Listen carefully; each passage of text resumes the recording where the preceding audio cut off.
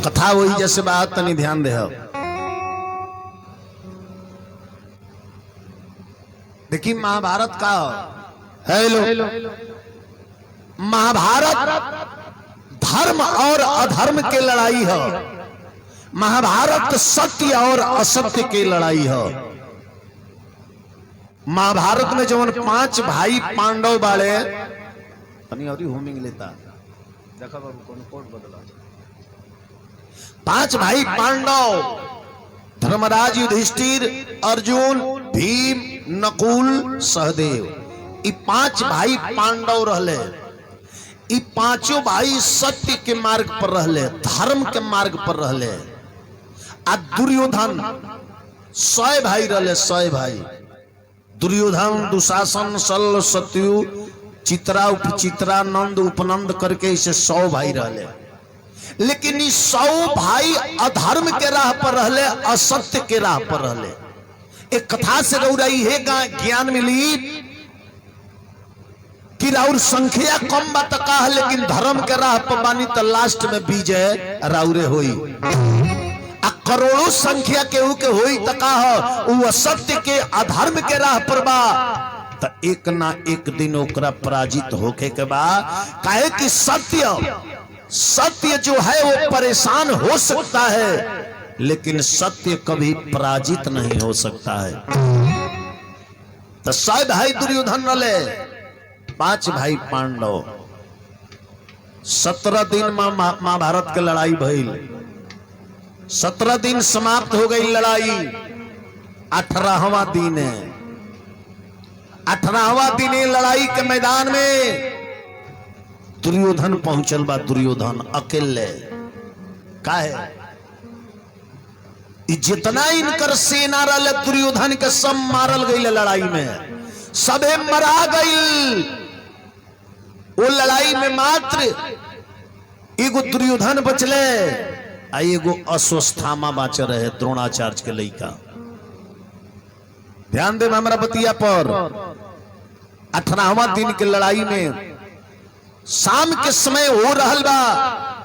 जब दुर्योधन समझ गए कि 5 पांडव हमरा के मार दिलो, तब वो लड़ाई के मैदान से भागल बा। ध्यान दे हमारा बतिया पर। विजय के फहराइल,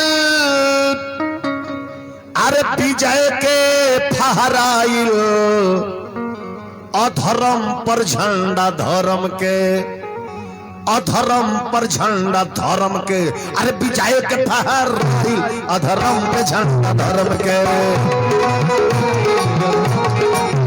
वो विजय के फहराइल, अधर्म के झंडा धर्म के।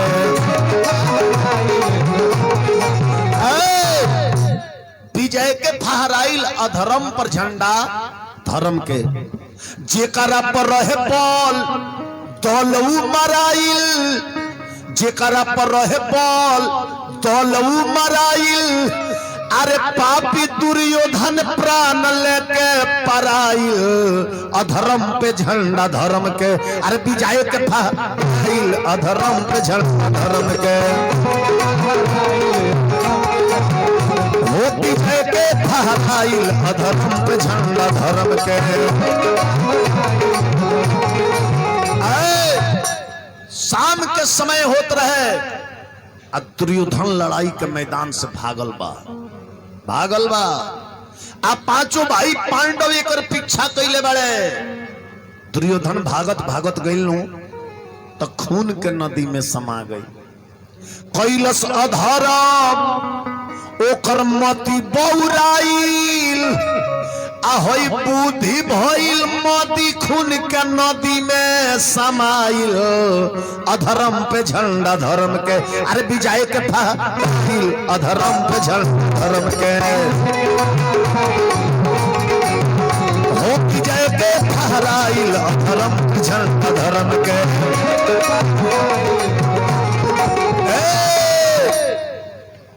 भागत भागत गई। शाम के समय होत रहे, लौकलना खून के नदी में गिर गई तो वही में डूबे लागल। जौने लाश पकड़े कि तैर के हम बाहर हो जाई तो लसीए डूब जा। उलसिए डूब जाओ।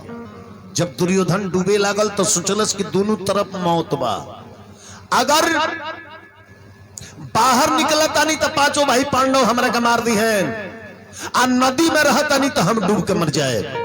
तो जानता नहीं का भाई फूले लागल सांस तो लाश एक भेटाइल, फूले लागल सांस तो लाश एक भेटाइल, आ वही के सहारा से बहरी बाइल, अधर्म पे झंडा धर्म के, अरे विजय के फहराइल, अधर्म पे झंडा धर्म के,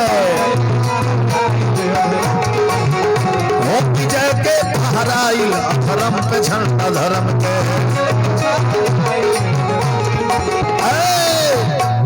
जितना लाश पकड़े वो डूब जाओ, लेकिन एगो लाश तैरत आइल आ दुर्योधन के खींच के बहरी कदलस, खींच के बहरी। अब दुर्योधन फेर में पड़ गई कि जितना लाश पकड़नी सब डूब गई, ई के कर लाश जे हमरा के खींच के नदी से बाहर कदलस। तो सांझ के समय होत रहे, लुक झुक अन्हार होत रहे, लाश तो चिन्हाव ना, लेकिन चिन्हाइल के ना चिन्हाइल, हे मुकुट के प्रकाश से लाश जब चिन्हाइल, हे मुकुट के प्रकाश से लाश जब चिन्हाइल, केकर लाश रहे? दुर्योधन के बेटा लक्ष्मण के लाश रहे। जब लाश चिन्हलस नु तो छाती में मुका मार के दुर्योधन गिर गई। मुकुट के प्रकाश से लाश जब चिन्हाइल तो दुर्योधन कहता, अरे धन बारे बेटा, अरे धन बारे बेटा, मुअल हो पर काम आइल, अधर्म पे झंडा धर्म के, विजय के फहराइल, अधर्म पे झंडा धर्म के, हो विजय के फहराइल, अधर्म पे झंडा धर्म के।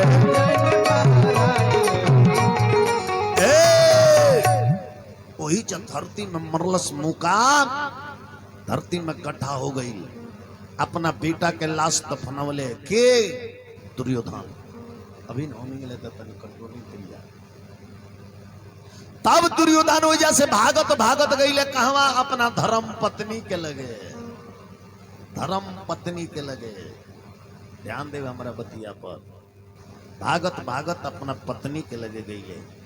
आ कहले कि तू जल्दी हमरा के वस्त्र दो, हम वस्त्र बदली, खून के नदी में गिरे रहनी है, खून से वस्त्र सना गइल बा, हमरा के वस्त्र दा जे हम पहनी, आ एक लोटा पानी पियावे एजा से भागी, काहे कि पांचों पांडव हमार पीछा करत चल देले बड़े। तो दुर्योधन के औरत के नाम का रहे? दुर्योधन के धर्म पत्नी के नाम का रहे? केहू बोले तो इनमें से आई हो दादा, बोले का मन नहीं करता। कितना लोग खैले हुई, कितना लोग हबड़ाइये में नस्ते को के चल दिले हुई। हमारे में तो ही बड़े बेंजू लाइन कर 3 टाइम हो गल खैले, डॉक्टर माना को दिले कि 4 दिन और मत खाए, पेट में सूजन हो गई। विचार करी बबुआ, ध्यान देवे के बाद। दुर्योधन के धर्म पत्नी के नाम भानुमति रहे। भानुमति का नाम रहे? जोर से बोली लो तो काकी को तरी चांदमती आई होता तनी कौमे सुना से। भानुमति कहली दुर्योधन से की बताई, स्वामीनाथ रौरे हैं कि रौरा एक बार गरज दी तो गर्भवती स्त्री के गर्भ गिर जाओ, रौआ चली तई पृथ्वी दलदलाओ। आज समय देखी कहाँ आ गई, जेकरा चलला से धरती दलदलाओ। आज उ व्यक्ति केहू के डर से भागल फिरता, समय एक बराबर ना रहेला। ई जानता नहीं काहे भइल बा? ई सब दासा भइल बा एगो नारी के अपमान के कारण। एगो हमहू राउ नारी है, रहुआ के बार बार माना कैनी कि स्वामीनाथ सब करे, लेकिन कौनो स्त्री के कभी अपमान मत करे। लेकिन रहुआ हमार वचन मननी ना, द्रौपदी के चिर खिचवनी भरा सभा में अपमान कैनी। वो द्रौपदी के पुकार हम एगो नारी हैं, बार बार समझाई तो रहुआ हमारे के लात से मार के ढाई दी, हमरो अपमान कैनी। ये दोनों नारी के अपमान रहुआ के हेत आशा पर ले आइल बा कि जेकरा डर से लोग थर थर कांपे, वो व्यक्ति आज लोग के डर से थर थर कांपता। एगो नारी के अपमान के कारण भानुमती रो तारी कहतारी कि अब तक पांचों पांडव चल दिले बोलो तो रहुआ के मार दिलो, छोड़ी लो ना। कि कहे रनिया रोई रोई अब हमार गतिया कौन होई, से मनला न हमारी कहानवा सजानवा हो।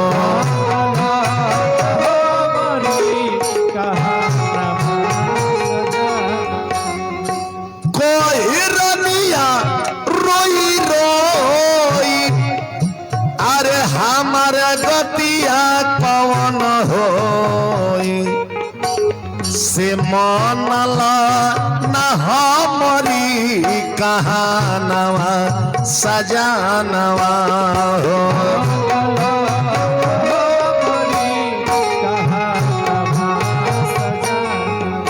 अरे मनला हमारी कहानवा सजानवा हो।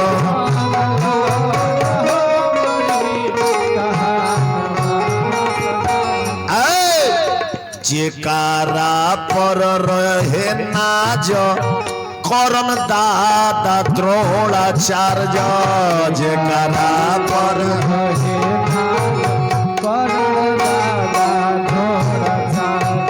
जेकारा पर रहे नाज करन दादा द्रोणाचार्य, सब लोग के हो गईल मरानवा सजानवा हो।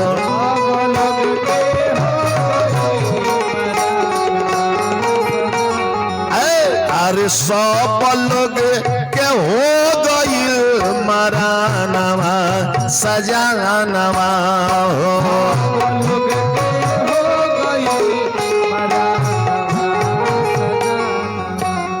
एगो घर में अपने मने आग लाग जाला, एगो अपने मने आग लाग जाला, एगो रउआ खुद बानी जे अपने घर में लुकारी लेके खुद रउरा आग लगा दनी अपने घर में। अरे जानी के लगवला आग जरला सुहाग भाग,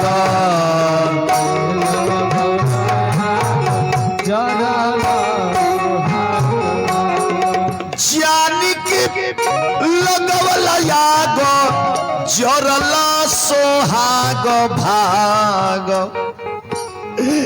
मारल गईल गोदी के लाला नवा सजनवा,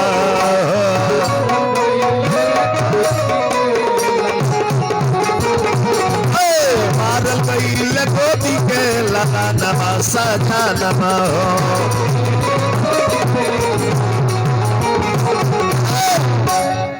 अपना बात जब कहली भानुमती, दुर्योधन घींच के एक लात मारलस, कल के हट।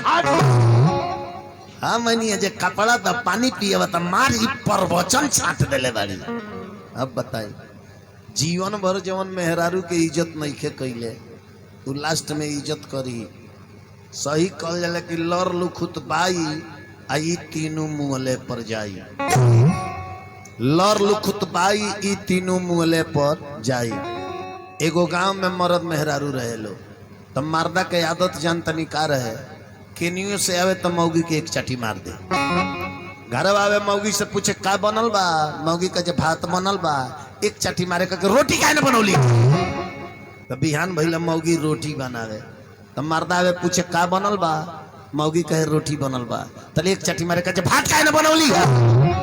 मौगी तो परेशान हो गल, कल के ध्यान लगो रहन के रे, भात बनावते तो रोटी खातिर मारता, रोटी बनावते तो भात खातिर मारता रे। एक दिन मौगी गई कोई बुढ़िया काकी के लगे होमिंग लेता, तो कली की एक काकी का जाने दुर्गा जी कैसन कर लक्षण बना देले बाड़ी, भात बनैल तो रोटी खातिर मारले, रोटी बनैल तो भात खातिर मारेले। बुढ़िया क्लच के रे पूर्वा खाई जब भात बनावेली रोटी खातिर मारेला और रोटी बनावेली भात खातिर मारेला। एक दिन एगो काम कर, एक दिन सब बना दे, एक दिन सब बना दे, भातो बना दे, रोटियों बना दे, पापड़ तिलौरी चोखा चटनी आजका बाजका बोरी बारा सब बना के दे। देखो तनी जे किंग मारेले। ओ दिन मौगी बिहान भइला सब बनौलस, भातो बनौलस, रोटियों बनौलस, सब्जी चोखा चटनी अचार दही दही भर्रा सब बनौलस। मर्दा जाई कहता का बनल बा, मौगी कहल जे भात। अभी हाथ उठौलस मारे खातिर रोटी काहे ना बनल, तल मौगी कहल खबरदार रोटी 1 घंटा पहले ही के बना के धो देले बानी। मर्दा कहता चोखा, मौगी कहल जे चोखा अबे बना के धोइनी है। मर्दा कहलस कि आज तो नागा चल गई रे, आज तो मरबे ना खैनी।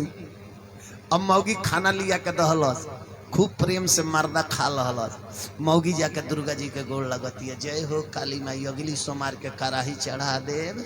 अदतिया छूट गईल रहनी इनकर बदल गईल ना मरले हन। अब मौगी का कल जे खुशी के मारे ले जाके छत पर बिछावना कदल, छत पर कर जे पर सूती काली माई और बुद्धि बदल दली, फेर दली और स्वभाव बदल गई। हम मर्दा छत पर सुतल बा, ऊपर ताकता, आकाश में जोन ही देखता। तले मौगी पानी लेके गई हैली, राती का पियास लगी तो पी ली। तले मर्दा ऊपर ताकता आकाश में, आ जोन ही देखलस न तो मर्दा मौगी से पूछता हो हई आकाशवा में का चकमक चकमक कैले बा, कौन चीज चकमक आता। तो मौगी आगरा के कहती नहीं जानो इस सब भगवान जी के गाय है सन आकाश में चरो तारी सन। तले तक घींच के एक चटी मारतन, जब ते जाना तारी जे भगवान जी के गाय आकाश में चरो तारी सो, ते छत पर बिछावना काहे कैली है, काजे ने कहीं 2-4 गो गैया हमारा देहिए पर गिर जैसा। मौगी कल जाए दादा लर लुखुत बाई आई तीनों मुहले पर जाई, अपन करोन तो पूरा कइए लहल। तब वजह से भागल बा दुर्योधन अपना बाबूजी के लगे गई। बाबूजी से कलश की बाबूजी हमरा के बचा लो। ओकरा बाप के नाम धृष्टराज रहे, कहले कि तारा के बचाई, केकरा से तू पैर नहीं खले ले, तार पैर भी केकरा लगे लेके जाई, तारा के केहू ना बचा पाई। तब वही जा दुर्योधन के माई रहली जेकर नाम रहे गंधारी। दुर्योधन के माई के नाम का रहे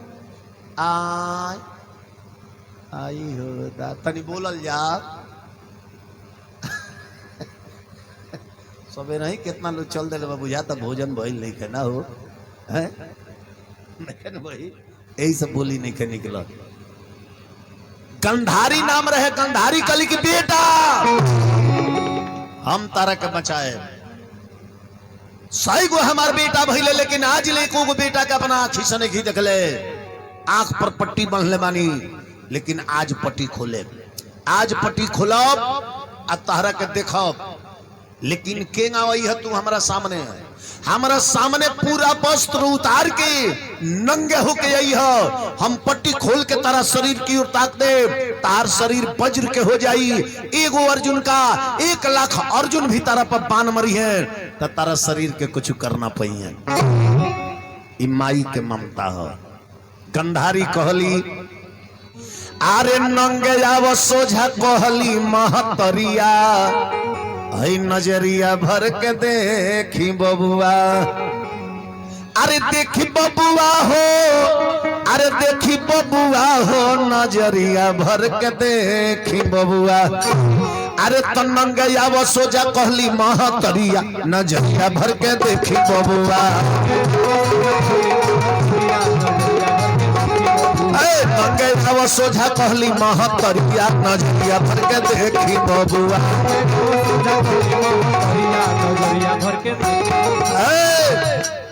नंगा होके आवो, हमार नजर जेने जेने पर जाइनु, अरे जेने जेने परी नजर देहिया होई बजर, जेने जेने परी नजर देहिया होई बजर, तारा देह में हल्ली ना, अरे तीर तलवार खजर, नजरिया भर के देखी बबुआ। अरे वजर अमर होई तोहरो शरीरिया, नजरिया भर के देखी बबुआ। अजर अमर होई तो हर शरीरिया नजरिया भर के देखी बबुआ।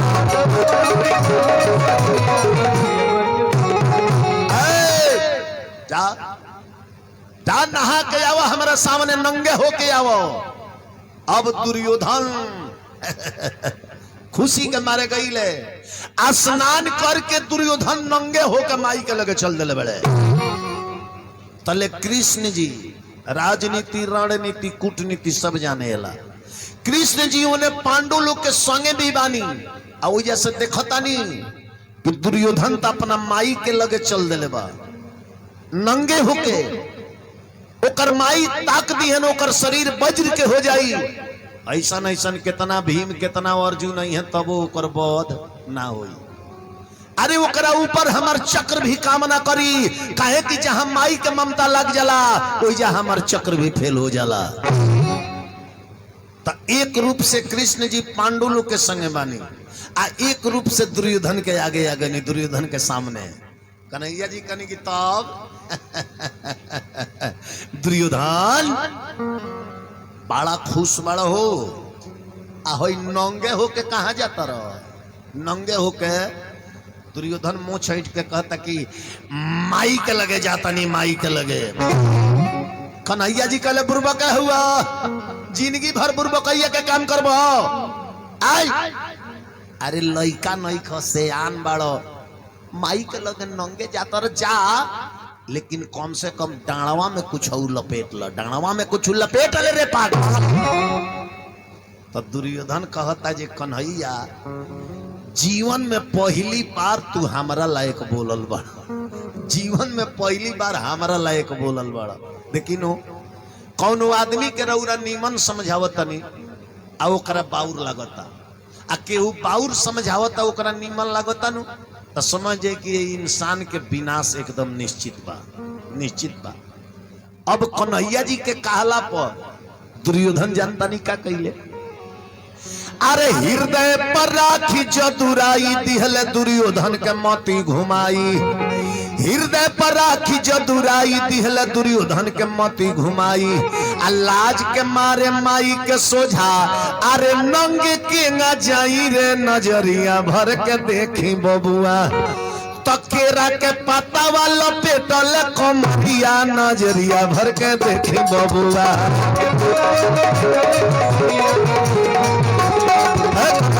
केरा के पत्ता वाला पेटल कमरिया नजरिया भर के देखी बबुआ।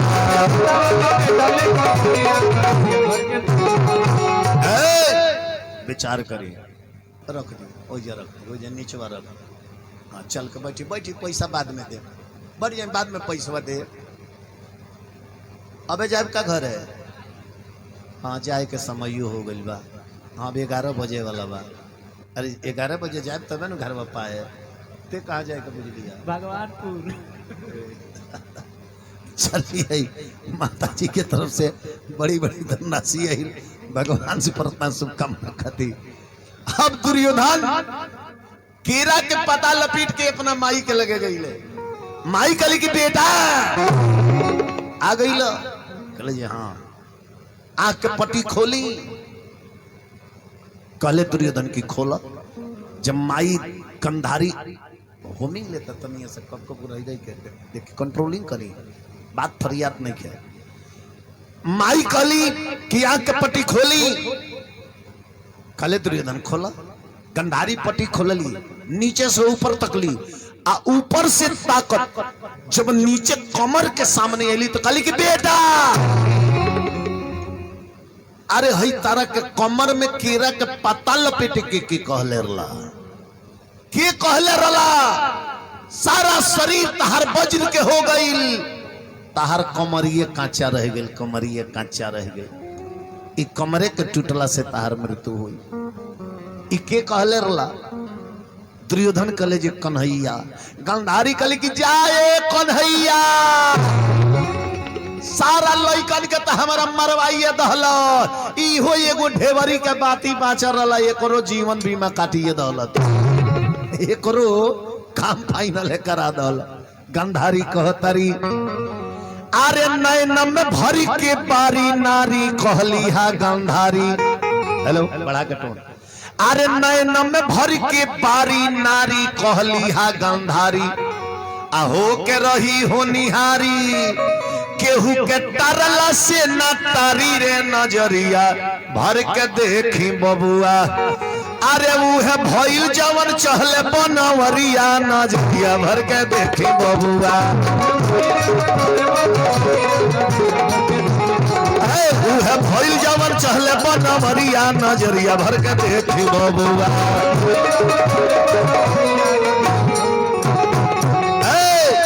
वो है भइल जवन चहले बनवरिया नजरिया भर के देखी बबुआ। बेटा एगो और उपाय बताओ तन तारा के बचे के मान सरोवर में चल जा आ जाकर लक्ष्मी जी के गोद में बैठ जा। आज भर अगर लक्ष्मी जी के गोद में रुक गई लो तो बिहने के बाद तारा के केहू मार ना सकेला जा। तब दुर्योधन जैसे भागल नो तय करे हृदय में अब मेहरारू के माया घेर लेबा कि जीवन भर तो मेहरारू के मरबे कहीं नहीं डटबे कहीं नहीं। अब का जने जीएब की मुंह अब तनी एहू बेरा चले के बेरा तनी प्रेम से बतियाली मौगी से प्रेम से ना बाबू। कितना आदमी होले नु 10 दिन रौदा यहाँ अहन नु तो 7 दिन खूब माने खुरमुन खुरमुन गलती गलती करत रही है, लेकिन 2 दिन इतना ना अपन इंसानियत दर्शा दी है कि जब इंसान जाए लगी है तो ओकरा खातिर लोग रोए लगे ना बाबू। जैसे हमार भंडारी बा जितना दिन रहे नीमक बढ़ाइए के खियाई है, लेकिन जब जनिए कि घरे जाए तब 5 दिन पहले से इतना ना व्यवस्था कर के खिया ले चोखा है चटनी है जे जब जाए लगे नहीं तो हमने के बुझाला जो घर से केहू हमने के माइए जाता।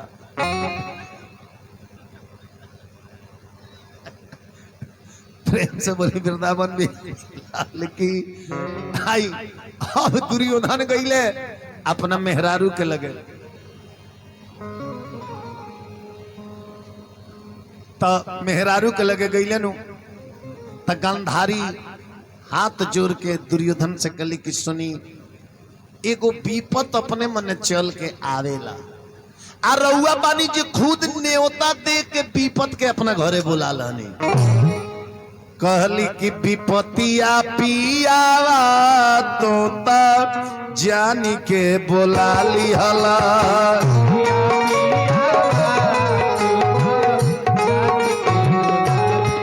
अरे विपतिया पियावा हो तोता जानी के बोला ली हला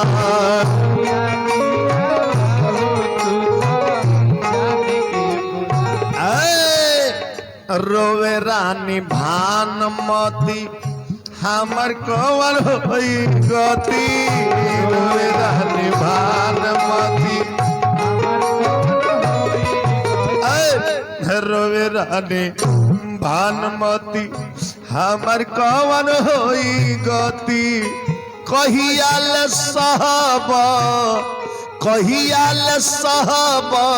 सतिया पियावा हो तोता जानी के बोला ली हला विपतिया पियावा तोता जानी के बोला ली हला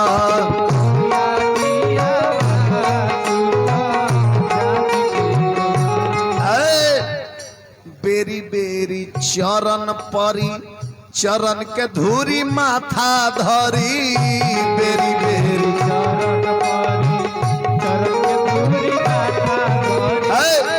बेरी बेरी चरण परी चरण के धूरी माथा धरी लगता कि अंतिम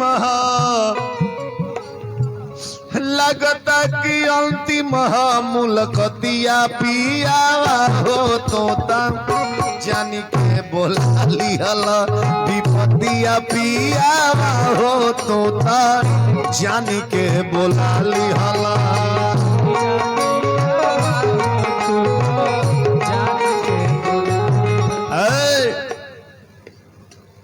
हाल ताहर भइल बदतर जल्दी बदल बसतर हाल ताहर भइल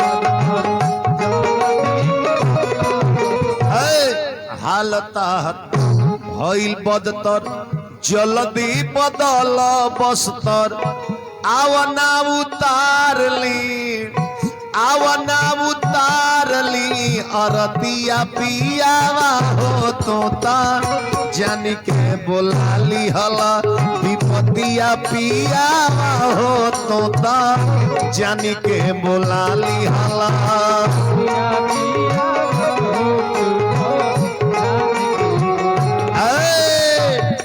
कहतार लहरी गाई तरी फिकरी हमारा दिल के भीतरी कहतार लहरी गाई तरी कहतार लहरी गाई तरी फिकरी हमारा दिल के भीतरी आवना निहारली ताको है ना आवना निहारली सुरतिया पियावा हो तोता जानी के बोलाली हला विपतिया पियावा हो तोता जानी के बोलाली हला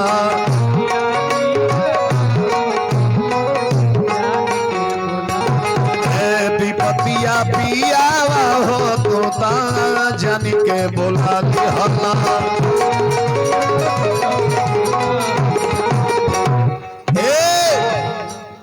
अब दुर्योधन वजह से भागल जाके मान सरोवर में लक्ष्मी जी के गोद में बैठ गई। दुर्योधन चक्रवर्ती राजा रहले, ध्यान दी हमरा बतिया पर। आ दुर्योधन जल बंधन मंत्र जानत रहले। जल बंधन मंत्र कौन जी के कल जला है? नहर में पानी बहता नु वो मंत्र के प्रयोग करके पानी मार दिया तर वो खड़ा होकर देखत तो बुझाई जे जल एकदम अस्थिर बा, लेकिन अंदर अंदर वो बहता आ ऊपर से अस्थिर हो जाई। रुआ बुझाई जे पानी खत्म बा, ये अस्थिर हो गई बा जल, आ नीचे नीचे बहत रही, ऊपर से अस्थिर हो जाई। तो दुर्योधन जल के पान के आ जाके लक्ष्मी जी के गोद में बैठ गई ले। लेकिन चक्रवर्ती राजा रले वो पानी में जहां जहां पैर धैले रले ओइजा पीछे से कमल के फूल फुलात गई रहे, कमल के फूल। आ जहां जाके दुर्योधन बैठ गई रहे ओइजा कमल के फूल समाप्त हो गई रहे। अभी तक लुका गई। आ एने पांचों भाई पांडव भीम कल की कन्हैया जी लगही कुटिया बा, तनी चले के हाथ मुंह धो लेवे के कुछ जलपान हो जाओ। एक बाद तो दिन भर खोज के ओकरा के मारही के नु बा चले के।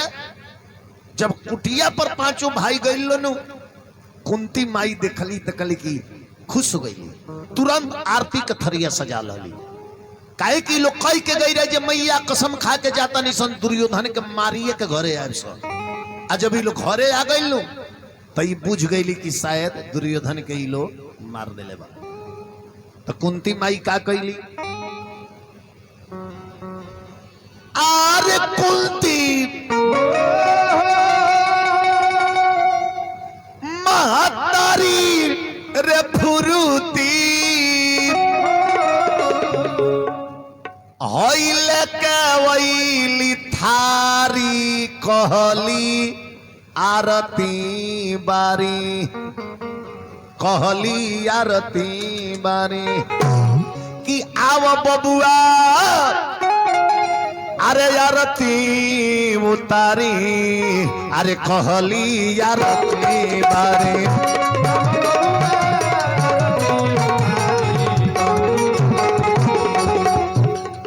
एकदम इंटरसिटी एक्सप्रेस चलाओ जौन गोरखपुर से खुलेला आ सिवान के जला इंटरसिटी एक्सप्रेस देखलन वहीं एकदम बुझाओ जो ट्रेन चलती है।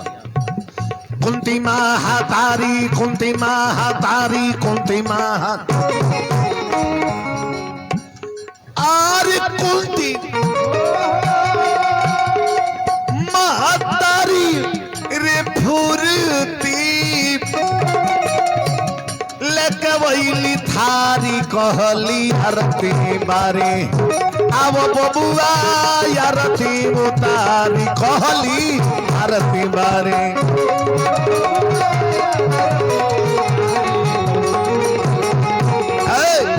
कुंती माई आरती पार के केकरा लगे गई? कन्हैया जी के लगे।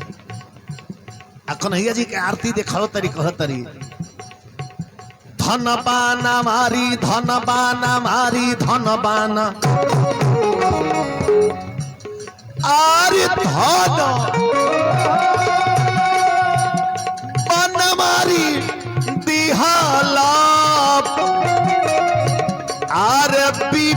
से उबारी कहली आरती बारे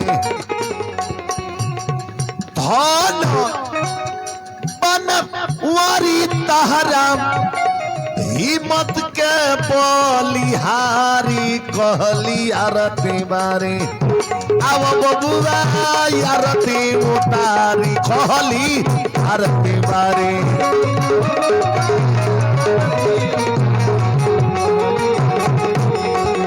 कृष्ण जी के जब आरती उतार लली तब का कहली कुंती माई तनी बढ़ा दी मैंने वाला बढ़ा के तब कुंती माई कहली दूसरा यो रतिया दूसरा यो रतिया दूसरा और दूसरा और रतिया के उहे अधिकारी कहली आरती बारे जे मरले होई दुर्योधन ते आचारी कहली आरती बारे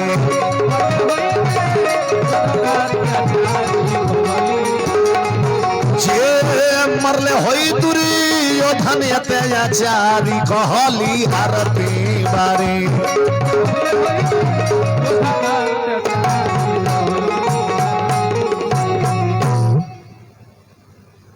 पांचू जना मुड़ी नीचे कैले वालो कहलो जे माई आरती मत उतारो कहली ये का है कहलो जे मुजरिम मराइल नहीं खे मुजरिम अभी भागल बा मुजरिम भागल बा इस शब्द सुनली त माई कुंती आरती के थरिया फेंक दली कहली कि घरे हलो कब वो अत्याचारी के मार के हलो तब अब जौने गोड़े गई रहे लो वही गोड़े लौटल बलो हाथों मुंह ना धोवाई लौटल बालो लागल दुर्योधन के खोजे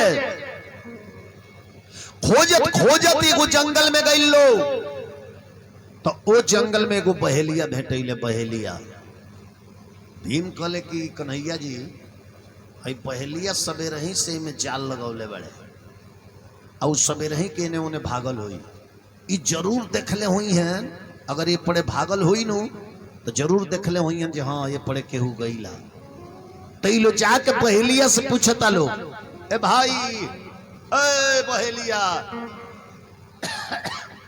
हे पड़े केहू के जात देखला हे पड़े मोटे के लामे के मुकुट रला मोटहने गादा ले रहे हैं देखला हाय देखले बड़ो केने गईले हैं हाय पनिया में अच्छा पहली कहले हाँ सुनी सुनी सुनी बताओ तनी देखनी है कि साचे कहत रे पानी हम ऐसन करामात देखनी अरे आदमी एगो जात देखनी ना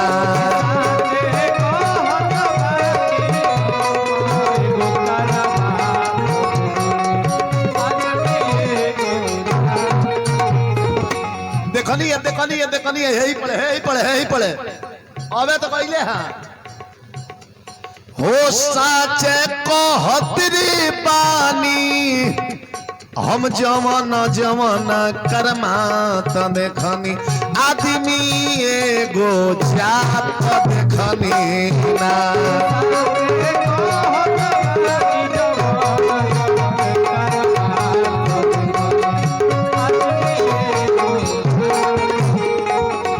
ये महाराजू आदमी रहे हैं उनका रूप जानता नहीं कैसन रहला सब मर्द में नगीना कमर पातर चावड़ा सीना सब मर्द में नगीना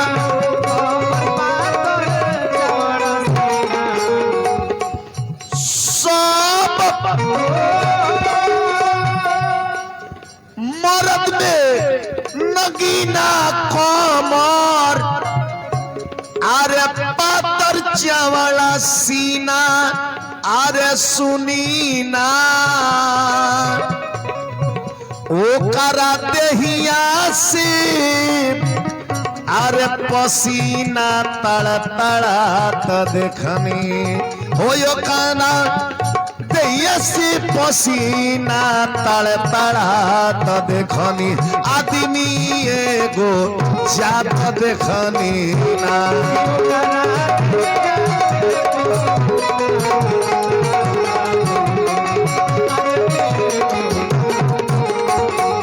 महाराज भीम की और अंगुरिया देखा के बहेलिया बतौलस हाँ हाँ हाँ हाँ हई बड़े नु हई मोटकू इनके लेखा ओकर शरीर रहला मोटे करले हां इनके लेखा शरीर रहला जौन आदमिया कइला रहल हा इनके जैसन शरीर हाथ में गदा लिहल वीर रहल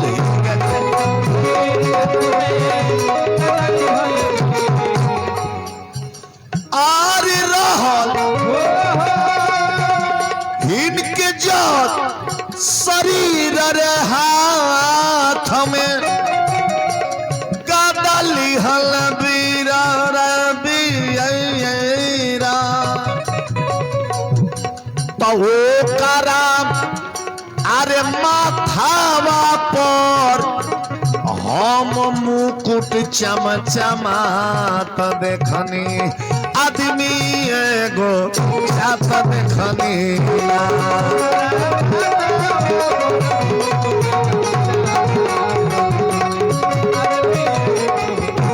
ए महाराज हाँ तो आदमी रहले हाँ गर्दन पर मास रहुए छल छलात चलत रहुए तो धरती दल दलास गर्दन पर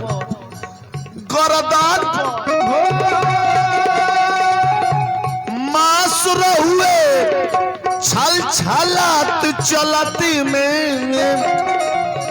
अरे धरती रहुए दल दलात वही पनिया में ढुकल बा हो पनिया में अब पनिया में जहां जहां गोड़वा रखत रहुए उ तो गोड़वा रखत रहुए तो फूलावा हम फूलात देखनी आदमी एगो जात देखनी ना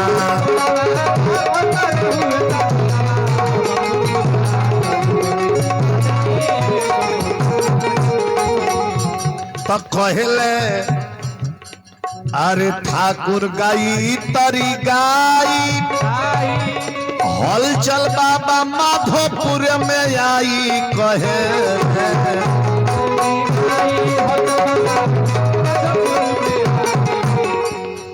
कहेले ठाकुर गाई तरी गाई हल चल बाबा माधोपुर में आई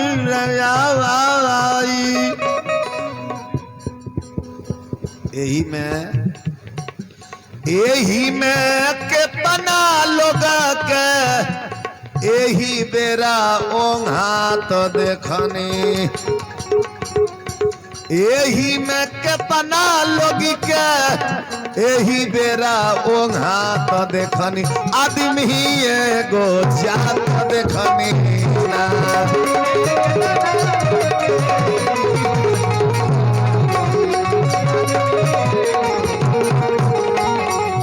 तो कुछ लोग पीछे बैठल मूंगफली हम खात देखनी आदमी एगो जात देखनी ना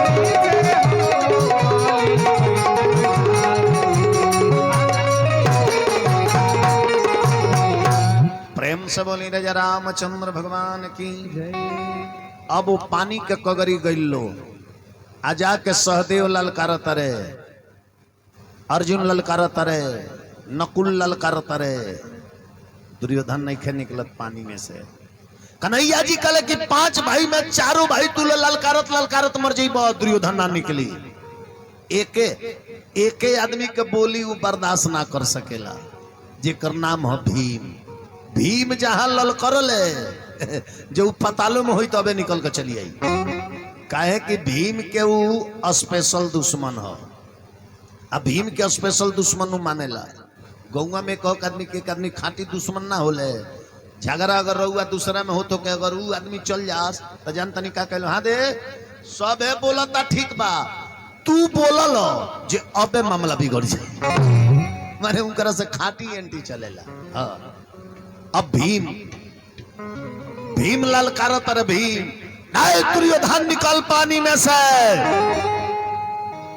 कि आवो न बहरी टोन बना दे आवो न बहरी अब न करबहो कचहरी आवो न बहरी आवो न बहरी अब न करबहो कचहरी आवो सबके मरवा के बैठल बाड़ा लुका के सबके मरवा के बैठल बाड़ा लुका के केना लुकाइल बड़ो जैसे लुकाली कवनो अरे मेहरी कवन हरी आवन बहरी अब न करबहो कचहरी आवन बहरी हो अब न करब कचहरी।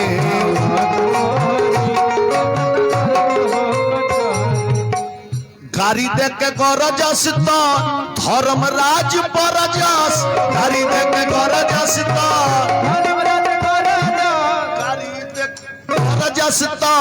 धर्मराज बरजस ए बबुआ इतना मार की घोटाई न तोहरी अब न बहरी अब न करबहो कचहरी अब न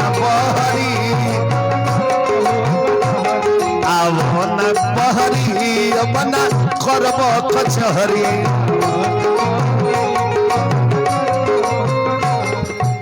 सुन के बोली चलल बाटे तूफान में सुन के बोली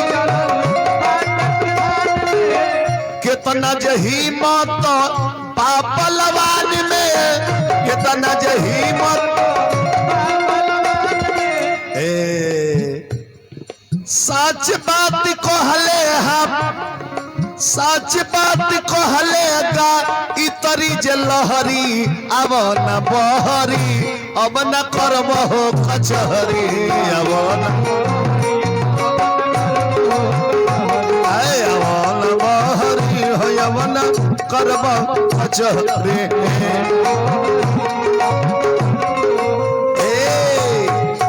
दुर्योधन हिलोड़ा मार के पानी में से निकले के चाहल लक्ष्मी जी गोड़ पकड़ ली कली बेटा आज भर रुक जा लेकिन जेकरा सर पर मौत मारा रहा नु ओकरा के काल खींच के लेके चल जाला। दुर्योधन लक्ष्मी जी के ढा दलस कल के हटा हमार दुश्मन ललकारता हम है पानी में बैठा रही। दुर्योधन निकल के गई जब निकल के गई नु तो देखी धर्मराज जे कर नाम है तो जे धर्मराज है वो धर्मे के बात बतियाई। धर्मराज कले कि सुनल जाओ हमनी के बानी सब 5 भाई और दुर्योधन बड़े अकेले तो एक आदमी से 5 आदमी लड़ी है तो ये न्याय के लड़ाई हो जाए कि ना हो जाए वही कि ना हो तनी हमारा बतिया पर ध्यान दी हम का कहतनी। धर्मराज कले कि दुर्योधन बड़े अकेले हमनी के बानी सब 5 भाई तो एक जना से 5 जना लड़ी है तो अन्याय के लड़ाई हो जाए। तो धर्मराज कले कि दुर्योधन एगो काम करो हमनी 5 भाई में से 2 भाई के तू ले लो 5 भाई में से 2 भाई के तू ले लो जो तू 3 जना हो जा हमनियों के 3 जना हो जाई सन लड़ाई बराबर के हो जाए। कन्हैया जी मुड़ी खजुआवे लगनी कहनी कि बन गई काम अरे ई तो रहले वैसा ना लिप देले जे सारा कमवे बिगाड़ दिए कहता रहे जे 2 भाई के ले लो का जाने कहीं अर्जुन या भीमे के 2 जना के अपना में ले ले तब नकुल आ सहदेव से या धर्मराज से लड़ाई भइल एक बेर गादा हौकी जे पते ना चली लोग कवना लोक में गई। कन्हैया जी कहनी कि सुना ई लड़ाई 1-5 के नहीं खे ई लड़ाई एक के बाद दुर्योधन के आ भीम के बाद।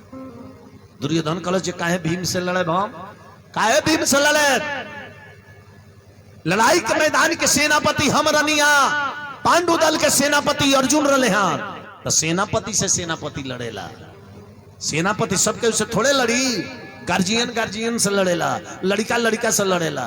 ए बार तो उल्टा हो गई, लड़कवे गार्जियन से लड़ता रहे सो, फरिया होता रहे सो।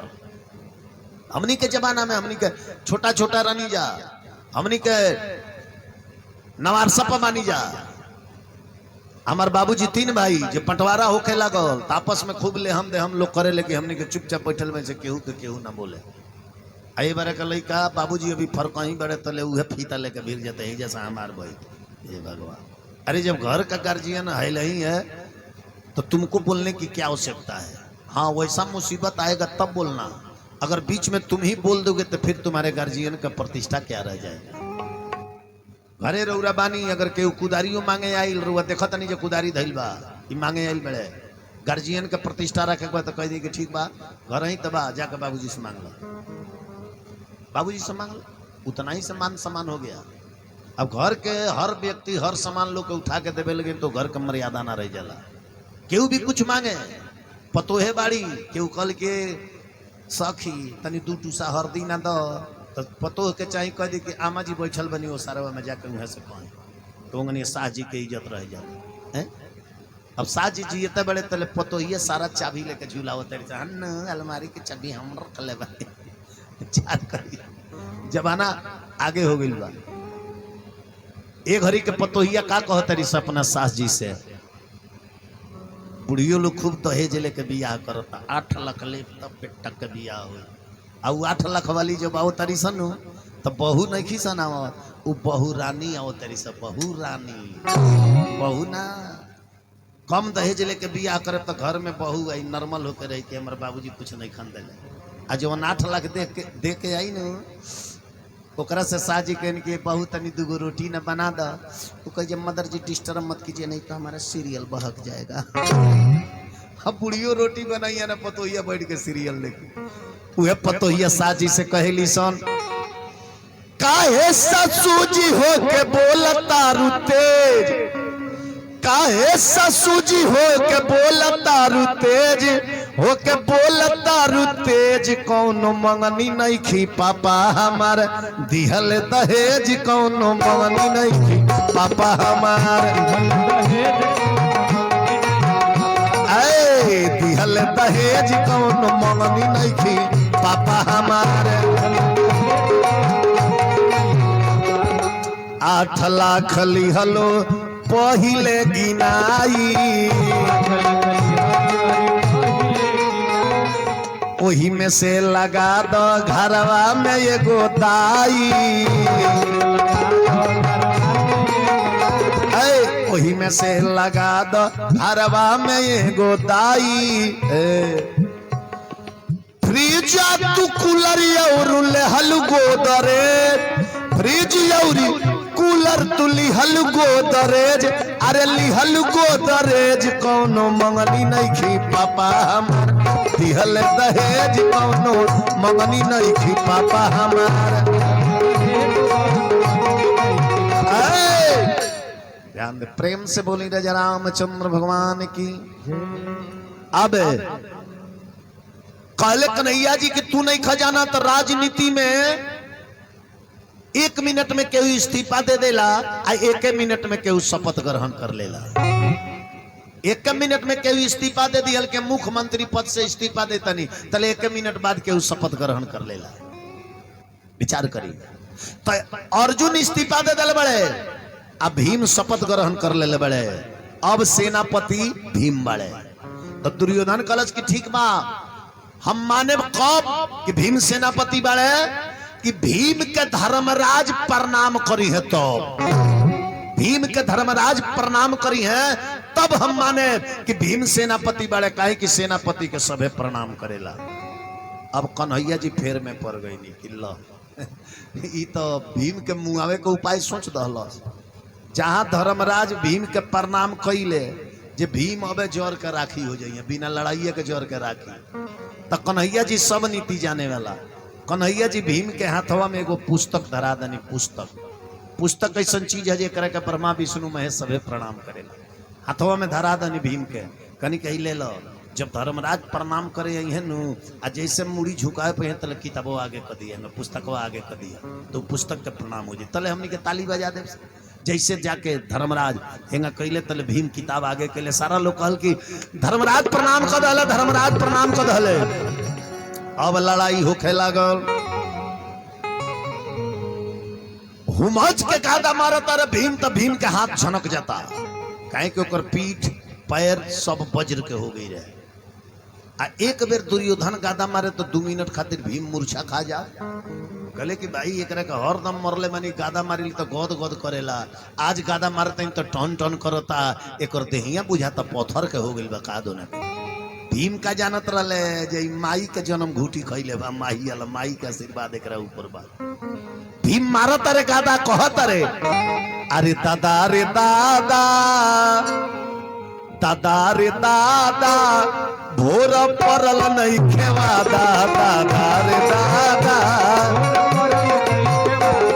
दादा रे दादा भोर परल नहीं खेवा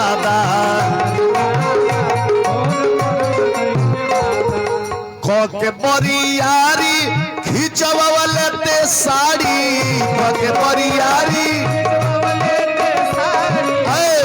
के बरियारी खिंचवाले ते साड़ी ते ही हई सभवा में लुटलिए गो सभवा में लुटलिए गो अरे नारी के मर्यादा दादा रे दादा भोर परल नहीं खेवा दादा रे दादा दादा रे दादा हो भोर परल नहीं खेवा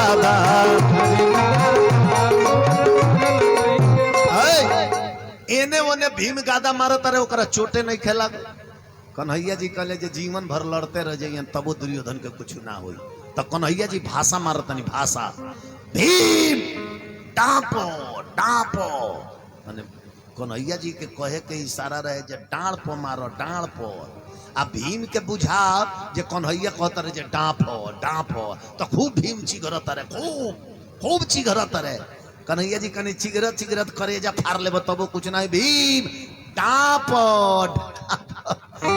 माने डांड़ पर मारे के बाद तब भीम समझ गईले कि हुमची के ताड़ पर अरे मरले जब डाल पर अरे ये तने में भीम मरले हे डोलवे पर गादा दादा रे दादा भोर परल नहीं खेवा दादा रे दादा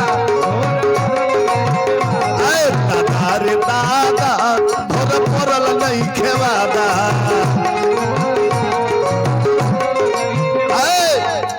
डार टूट गई लोही जब दुर्योधन गिर गई कन्हैया जी कहले कि छोड़ दो 99% एकर मौत हो गई मार के करे के पीस देव चटनी तब तो ना मुई मुई कब एगो साधु के प्रदान बा मुई कब एकरा हृदय में सुख आ दुख सुख वाली बात आ दुख वाली बात दोनों एक संग जब एकरा हृदय में समाई तब भक्त एकर प्राण निकल जाई माने सुख आ दुख दोनों के बात एक संगे अगर दिल में समाई एकर भक्त दे प्राण निकल जाए तो सुख दुख केंगा होला जी केहू आके कह दिल कि काका तारा नाम से 5 लाख के लॉटरी पड़ल बा काका कहे तले केहू कह दिल जे लो ना वो 5 लाख दुकान लेके भाग गई अब एक बेर भक्त दे काका के प्राण ओही गनिया कहले कि तू चलो तो चल गई लो अब उन्हें 5 पांडव चल गई ले स्नान करे द्रौपदी माई के 5 गो लड़का रहे जा द्रौपदी माई के प्रतिबिंद प्रतिशर्मा प्रतिकर्मा करके नाम रहे कुटिया में सुता के चादर उड़ा दहली कुटिया के गेट पर शंकर जी के पहरा लगा दहली अब माई द्रौपदी या कुंती चल गई लो स्नान करे 5 नदान लड़का कुटिया में सुतल बड़े जा अब तले दुर्योधन के एगो मित्र रहे जमुना के नाम अश्वत्थामा रहे गुरु द्रोणाचार्य के लड़का रहे वो दुर्योधन के मित्र रहे मित्र फ्रेंड फ्रेंड फ्रेंड बुझता नहीं पहले हूँ फ्रेंड मित्र हो खेलो पहले के जमाना में लड़का के मित्र लड़का हो खस लड़की के मित्र लड़की हो खस हमनियों को पढ़ले बनी जब कॉलेज में लड़का के मित्र लड़का लड़की के मित्र लड़की ये बड़ा उल्टा हो गया जमाना लड़कवा कहता ये मेरी गर्ल फ्रेंड है, तो लड़की कहती ये मेरे बॉय फ्रेंड है। ना जाने दुनिया कहाँ जाता है। पहले देखी, पहले कितना एकता रहे, कितना एकता रहे। पहले एगो फोटो खींचे के होखे न तो 4 आदमी के जरूरी पड़े। 2 आदमी है दिवाली पर चादर तानस, एक आदमी कैमरा लेके खड़ा होकर, एक आदमी बगल से डायरेक्शन बतावत, हाँ हाँ थोड़ा मुस्कुराइए मुस्कुराइए मुस्कुराइए, हो गई। कितना निक फोटो आई। आए बेरा फोटो खींचे में केहू के जरूरी पड़ता, अपन फोटो लोग अपने से खींचता। प्लीज बताइए मैं कैसा लग रहा हूँ। हे भगवान, दुनिया कहाँ जाए हमारा बुझात नहीं। भाई मोबाइल आइल तो जानता नहीं कितना चीज खत्म हो गई। मोबाइल आइल रेडियो सुनल खत्म, मोबाइल आइल टीवी देखल खत्म, मोबाइल आइल अखबार पढ़ल खत्म, मोबाइल आइल घड़ी खत्म, मोबाइल मेहरारू के हाथ में गइल तो रोगो खत्म। कान में ईयरफोन लगौले बाड़ी, रउआ कहे जे प्लीज वाटर चाहिए तो लिया के काट के टमाटर दे दिए, खाई रउआ सलाद ढेर खाई। विचार करी, उ दुर्योधन आइल, दुर्योधन के मित्र अश्वत्थामा आइल, कलश के मित्र मैं तेरा कसम खा के कह रहा हूं, मैं अभी इसी वक्त 5 पांडवों का गर्दन काट करके तेरे सामने लाऊंगा। दुर्योधन कलश की अरे मित्र हो तो तेरे जैसा हो। अश्वत्थामा चल ले बा, 5 जना के मुड़ी काटे। जब कुटिया में ढूके के चाहे नु तो द्रौपदी माई तो शंकर जी के पहरा लगौले रही। जब ढूके के चाहे तो शंकर जी के त्रिशूल गिन गिन गिन गिन नाचे लगे। जब कुटिया में ढूके के चाहे तो त्रिशूलवा नाचे लगे। तो अश्वत्थामा भी शंकर जी के भक्त रहे, उस शंकर जी के मनावे के हाल जानत रहे। देखी किंग मना दौलत, अरे पीटी के थपरिया,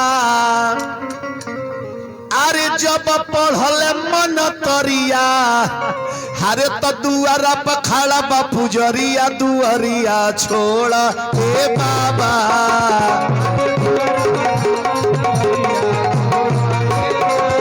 अरे दुआरा पर खड़ा बा पुजरिया, दुआरिया छोड़ा हे बाबा।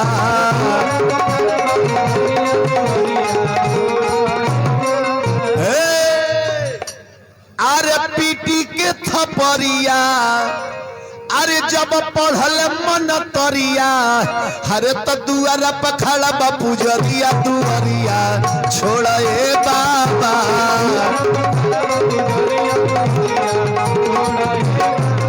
अरे दुआरा पर खड़ा बा पुजरिया, दुआरिया छोड़ा हे बाबा।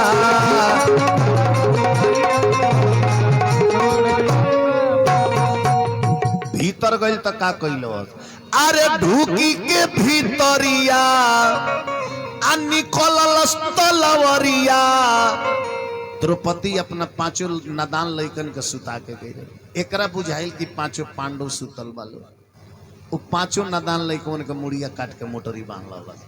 अरे ढूकी के भीतरिया, निकललस तलवरिया, अरे तो मुड़ी काटी बंधलस मोटरिया, दुआरिया छोड़ा हे बाबा।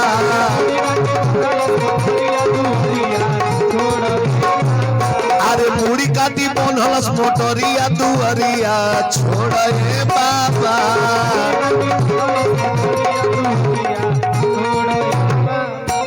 अब 5 नादान लड़कन के मुड़ी बांध के लेके आई। दुर्योधन देखलस तक कलश की मेरा मित्र, इसमें भीम का मुड़ी किधर है, लाओ भीम का मुड़ी किधर है। जब मोटरी खोललस अश्वत्थामा नु, आ दुर्योधन जब 5 नादान लड़कन के मुड़ी देखलस, दुर्योधन कलश की हाय, अरे दुष्ट पापी तूने ये क्या किया। अरे मुझे दुश्मनी 5 पांडवों से था, मुझे दुश्मनी इस 5 नादान लड़कों से नहीं था। तूने पांडव दल के कौरों को ही बुझा दिया। हाय कह के वही जब दुर्योधन के प्राण निकल गए। अब इन्हें द्रौपदी माई आके रोवतारी। अर्जुन सोचले कि काम अश्वत्थामा के है, अश्वत्थामा के पकड़ के लिए अर्जुन कहले कि द्रौपदी तारा लइकन के कटले बा, एकरा के सजाई तू द। द्रौपदी क्षमा कदली कली की जाय दी, गुरु के लड़का हुए, ब्राह्मण के लड़का हुए, अपना हाथे हत्या कैली तो ब्रह्म हत्या लागी, इसे इंकर के छोड़ दिया जाए। तो अर्जुन वो अश्वत्थामा के अपमान करके छोड़ दिले, मूड़ी छील के ओकरा मस्तक में मड़ी रहे निकाल रहे, निकाल के छोड़ दिले। जब अपमानित करके छोड़ लेनू लोग कहला कि का करब, ढेर ढेर करबे तो मुआइए न देबे, एकरा से बेसी सजाए का देबो। लेकिन मौत से भी बढ़कर सजा होता है, किसी को सभा में अपमान कर दो वो मृत्यु से भी बढ़कर के सजा होता है। अब अश्वत्थामा का कहले जब ब्रह्मशस्त्र उठवलस, अब ब्रह्मशस्त्र उठा के अर्जुन के बेटा अभिमन्यु रहले, अभिमन्यु के पत्नी के नाम उत्तरा रहे, उत्तरा के गर्भ रहे 4 महीना के, वो गर्भ के ऊपर शस्त्र चला दहलस कि ये खानदान के गर्भ तक भी खत्म कर दे, जे खानदान में केहू दिया बारे के ना रह जाओ। जब उत्तरा के पेट में कुछ समय दर्द होखे लागल, तब उत्तरा कन्हैया के याद कर तारी कि कृष्ण कन्हैया रुक्मिणी मैया, अरे तारा साथवा में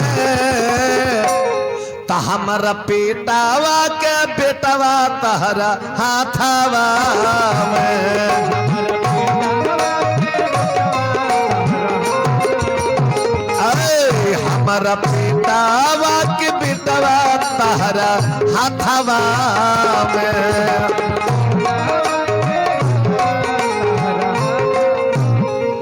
हो कृष्ण कन्हैया रुक्मिणी मैया, हो तहरा साथवा में हमारा पेटावा के बेटवा तहरा हाथवा में।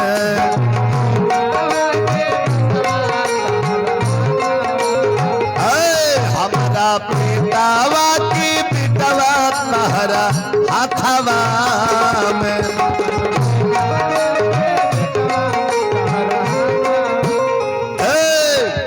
तब कन्हैया जी अपन चक्र भेजनी, उस चक्र जाके गर्भ में ब्रह्मशस्त्र के शांत कैलस, वो गर्भ के रक्षित कैलस, रक्षित माने रक्षा कैलस, सुरक्षित कैलस।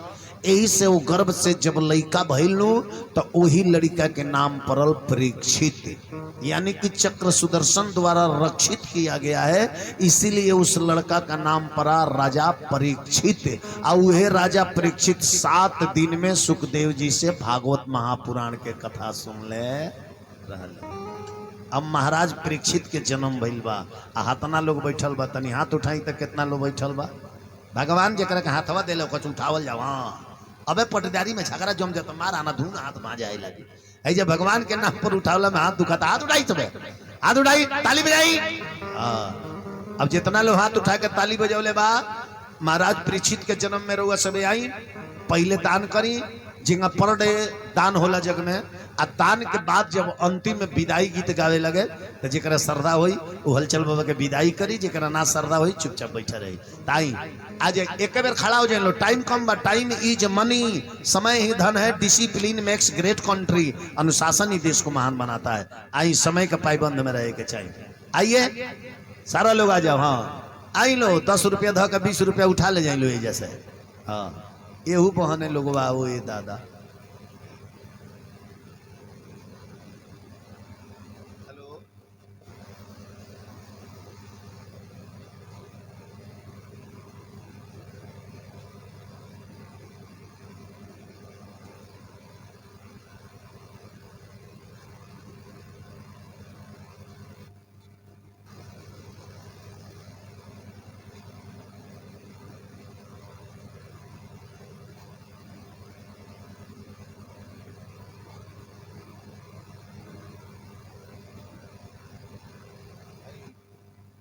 रीना सिंह जी परिक्रमा करते हैं, वहां की तरफ से 21 रुपया भगवान से प्रार्थना शुभकामना खातिर। आ जाए समय, आ जाओ, देर ना ही कर जाओ। जा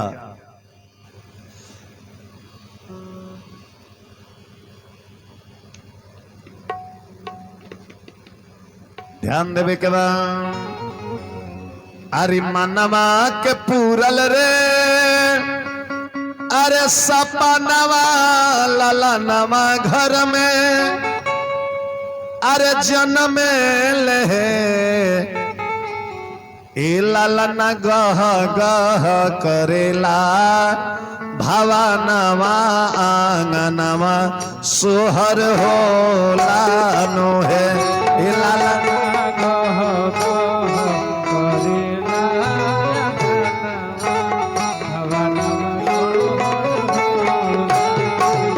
ए लालना गह गह करे ला भावानवा आंगनवा सोहर होला नो है।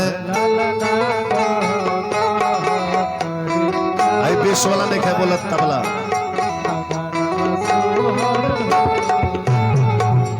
राजा जी के पूरल आरमनवा तो भइले ललनवा तो भइले ललनवा नु है। ललन गह गह करे ला भावानवा आंगनवा सोहर होला नो है।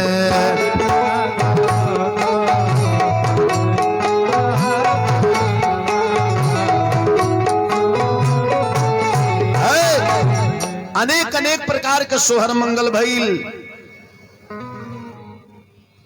लेकिन समय के देखते हुए टाइम इज मनी, समय ही धन है, समय ऊ आ गई। कौन कि रही जिंदगी तो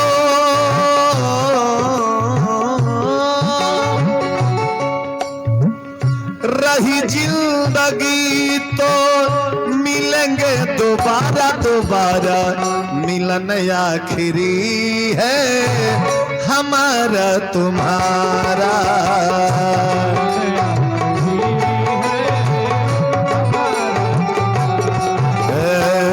मिलन आखिरी है हमारा तुम्हारा।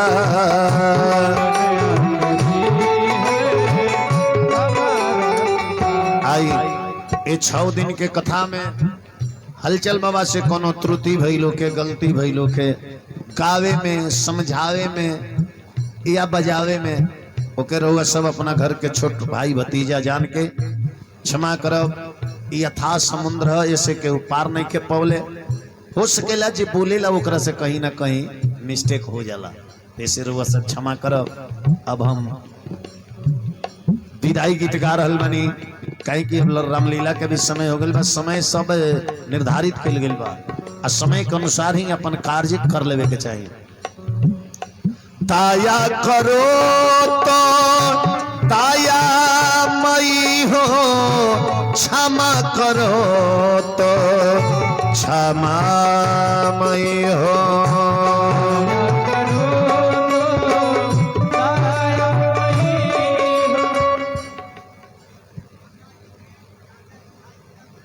अच्छा अच्छा अच्छा।